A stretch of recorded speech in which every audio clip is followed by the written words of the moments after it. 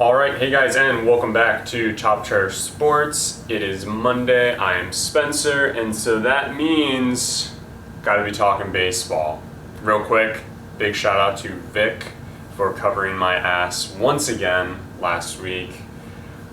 Let's get to it. To begin, we have our monthly awards. So, starting off with Players of the Month, we have Astros third baseman Alex Bregman taking home the honors in the AL, and Reds outfielder Aristides Aquino taking home the honors in the NL. Bregman batted .404 and recorded 14 doubles, all while raising his season OPS from .909 to a .976. So he had a really incredible month. He's actually kept it going into the month of September. Aquino, for his part, he batted .320. He mashed 14 home runs. That's a record for a Reds player in a single month. And he drove in 33 RBIs. This performance not only got him Player of the Month, but because of his rookie eligibility, he also won Rookie of the Month in the NL. So while we're talking about that, Aquino's American League counterpart was Astros rookie Jordan Alvarez.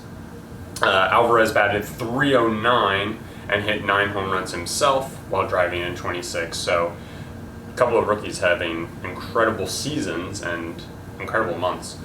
Pitcher of the Month honors go to Indians starter Mike Clevinger and Cardinals starter Jack Flaherty. Clevinger went 5-0 on the month, posted a 1.96 ERA and 51 strikeouts in just 36 and 2/3 innings pitched, so he put together an incredible month. Even better than that, though, Jack Flaherty posted the lowest ERA of any pitcher in the month. He had a .71 mark. He allowed just 3 runs in 38 innings pitched. The award for both of these pitchers is a testament to not only how they pitched this past month, but to how they've actually pitched since early July.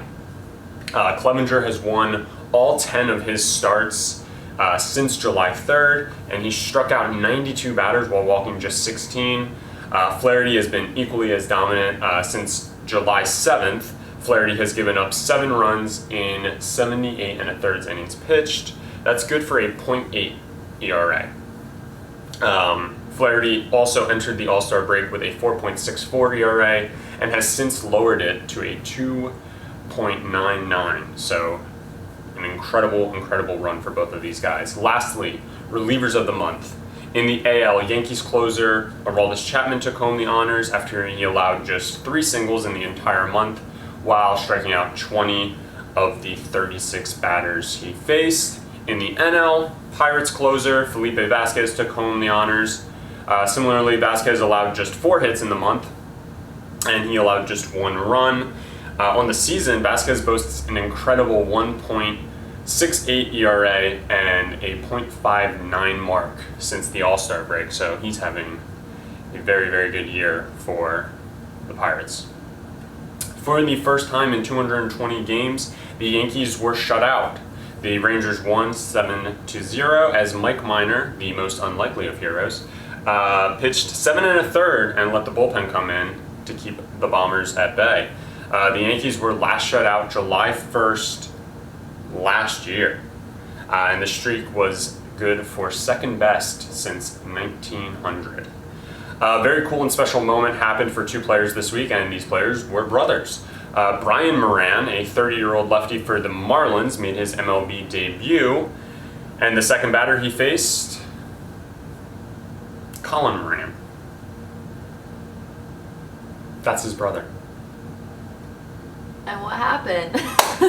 What happened indeed. So, the 30-year-old lefty came in and faced his younger brother, Colin. No, that's not a mistake. Brian took him a little longer to get to the majors. And in this historic battle, it went to a full count, and Brian won the battle, recording his first major league strikeout against his own brother.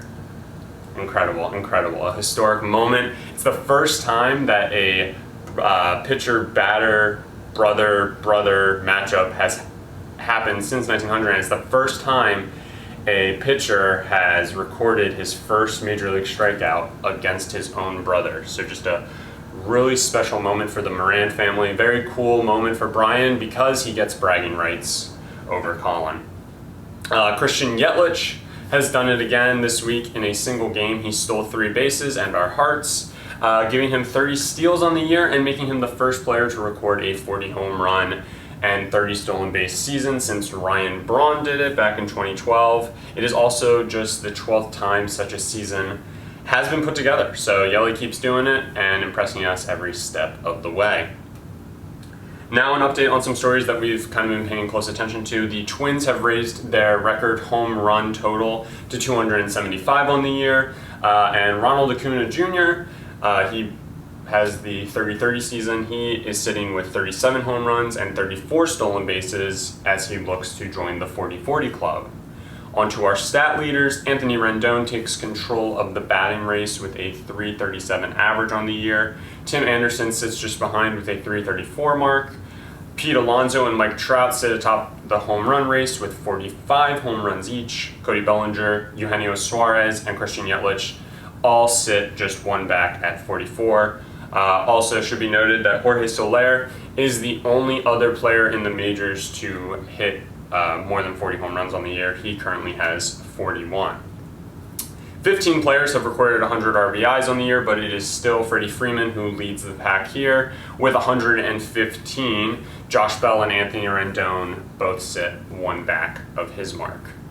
Over to pitching. Hyun-Jin Ryu continues to fall, but he is still in the lead for the ERA crown. He currently owns a .245 mark on the year. Justin Verlander continues to rise with a 2.52, and Max Scherzer sits not too far back with a 2.56. Verlander leads the way in wins with 18, while Eduardo Rodriguez and Domingo Germán, the beneficiaries of great run support, sit just one back.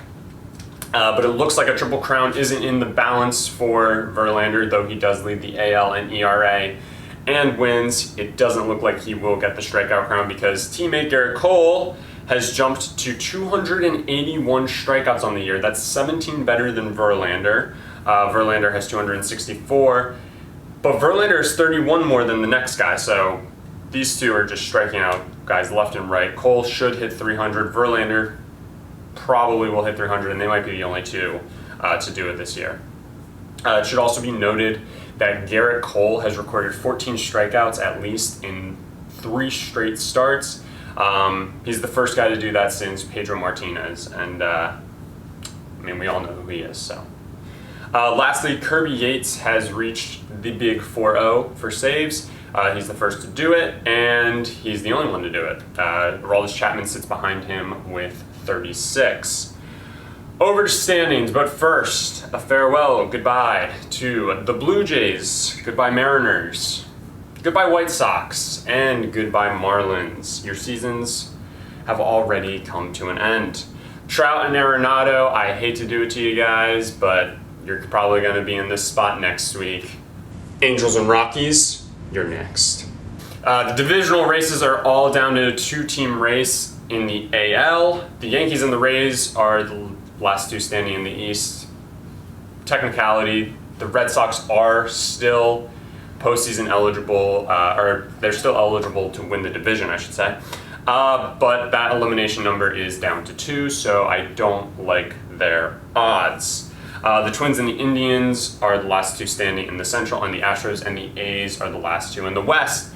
Each leader also has a 5.5 game lead at least, so there really isn't too much to get excited for in the divisional races. However, the wild card race should be exciting. The Rays hold a 1-game lead over Oakland for the top wild card spot.